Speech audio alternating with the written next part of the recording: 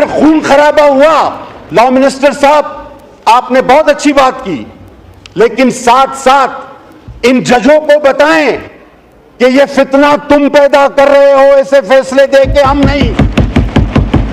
ये फितने नहीं होने चाहिए, यहां तक तो मैं आपके साथ हूं, लेकिन फितना पैदा करने वाले को कितनी बड़ी सजा मिलेगी, एक बार फिर माशाल्लाह खड़े होकर यह भी बता दीजिए। नहीं, आप इशू दूसरी तरफ अफरीदी साहब ले जा रहे हैं, भी मैं मौलाना साहब को भी देना है, ये खत्म होगा इशू, कुछ बिजनेस लेंगे फिर करते हैं, इसको कंक्लूड भी करना है। जी पटेल साहब। औज़ुबिल्लाहिमिनश्शैतानिर्रजीम, बिस्मिल्लाहिर्रहमानिर्रहीम।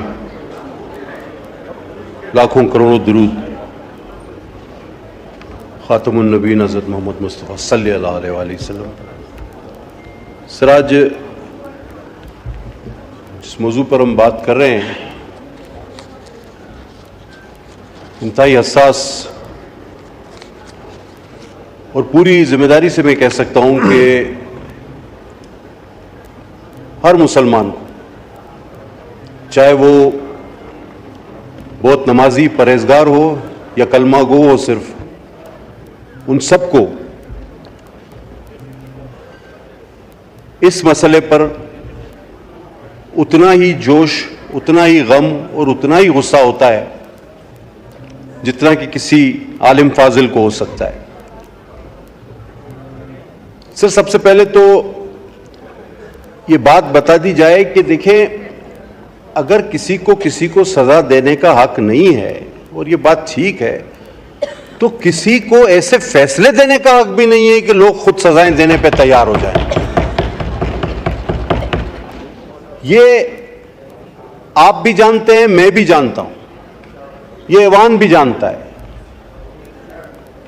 कि कुछ ऐसी चीजें हैं जिन पर हम अपने जज्बात पर काबू नहीं रख पाते, और ये मसला उसमें सरे फहरिस्त है।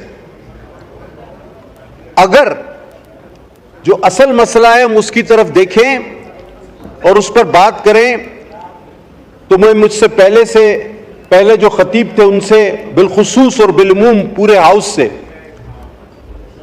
ये बात कहना चाहूंगा कि दरअसल फितना कहां है। फितना ह्यूमन राइट्स के नाम पर, इंसानी हुकूक के नाम पर मगरिब से फैलाया जाता है। ये मुर्तिद वहां जाते हैं और कहते हैं जी पाकिस्तान पे हम पे बहुत जुल्म हो रहा है। हजारों वीडियोस, सैकड़ों वीडियोस आप सबने देखी। और मगरिब चूंकि इस्लाम के बारे में जानता नहीं, तो वो ये कहता है कि भाई आप लोग इनको मुसलमान क्यों नहीं मानते। मुसलमान, मैंने इससे पहले कुछ दिनों पहले एक हाउस में एक जिक्र किया था, बाद में पता चला कि उन जज साहब ने अपनी तस्हीह कर ली थी। वो हाई कोर्ट के जज साहब ने एक फैसले में लिख दिया, the sect of Muslims it's a minority. अब सब असल बात की तरफ आए। हम आज ये पैगाम इस हाउस से मगरिब के उन दानिश्वरों को, उन इंसानी हुकूक के अलमबरदारों को, उन झूठे किस्से ख्वानों को, उन इंसानियत के झूठे नारे बुलंद करने वालों को लाउड एंड क्लियर ये पार्लियामेंट आज ये मैसेज देना चाहती है कि भाई जुल्म हम नहीं कर रहे, हमला तो हम पर हो रहा है। हमसे पूछा गया कि भाई आप इन्हें मुसलमान क्यों तस्लीम नहीं करते। हमने कहा भाई बात सुनो, यहूदी हजरत मूसा को मानते हैं, तौरात को मानते हैं, वो यहूदी हैं, ठीक है, लेकिन अगर वो साथ साथ हजरत ईसा को भी मानना शुरू कर दें तो क्या वो यहूदी रहेंगे? Answer is no. इसी तरह ईसाई हजरत ईसा को मानते हैं, इंजील को मानते हैं, वो ईसाई हैं, ठीक है, लेकिन अगर वो साथ साथ किसी और नबी को भी मानना शुरू कर दें तो क्या वो ईसाई रहेंगे? The answer is no. ओ भाई, इसी तरह अगर ये मुनाफिक अपने आप को मुसलमान कहते हैं और मेरे आका मोहम्मद सल्लल्लाहु अलैहि वसल्लम के अलावा किसी को नबी मानते हैं, तो ये कभी भी मुसलमान नहीं हो सकते, ये कभी भी मुसलमान नहीं हो सकते। ये तो हम पर हमला है, ये हमारा टाइटल इस्तेमाल करते हैं, करोड़ों में से 2, 4, 5 अलग लोग होकर, और मगरिब से कहो कि तुम इन्हें सियासी पनाहें दो, इंसानी हुकूक के परचम बुलंद करो। एक सीडी की कॉपीराइट हो जाती है किसी फिल्म की तो कानून लागू हो जाते हैं। कॉपीराइट को बहुत बड़ा जुर्म बना के पेश किया जाता है। आज ये मुनाफिक अपने आप को मुसलमान कहते हैं, अपनी तहरीफ शुदा किताब को मेरा कुरान कहते हैं, लेकिन इनको यह कॉपीराइट नजर नहीं आता, इनकी आंखों पर पट्टी बंधी हुई है। यह लाउड एंड क्लियर मैसेज हमारी तरफ से जाना चाहिए। इस मुकद्दस ऐवान ने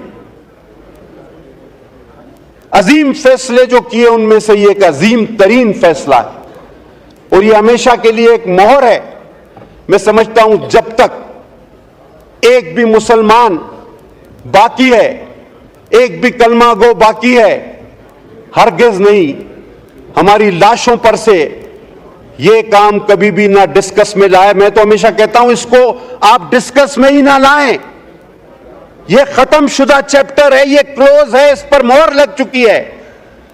एक सवाल कि यह मुर्तद, आपको शायद पता ना हो, मैं एक बात शायद अगर जिन लोगों को पता ना हो मैं एक बात का उनके इल्म में इजाफा करूं कि ये अपनी उन किताबों का ये मुर्तद जो अपने आप को पता नहीं क्या कहता है, मैं तो वो लफ्ज भी इस्तेमाल नहीं करता, ये अंग्रेजी में तर्जुमा नहीं कराता। इदरी साहब, पता है आपको क्यों?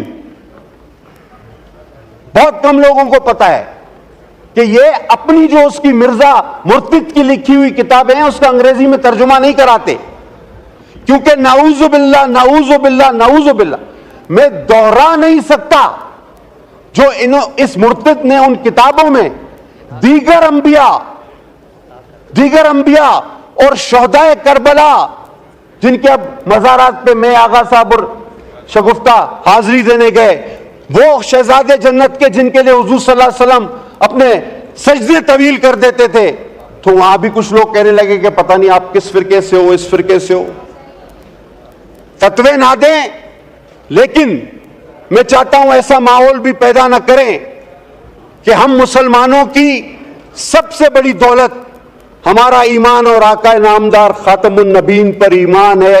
वो खातमुन नबीन है, हजरत मोहम्मद मुस्तफ़ा सल्लल्लाहु अलैहि वसल्लम आखिरी नबी थे, हैं और रहेंगे जब तक भी एक मुसलमान बाकी है, उसकी सांस में सांस बाकी है। न इस मसले को छेड़ा जाए, न इस मौजू को छेड़ा जाए।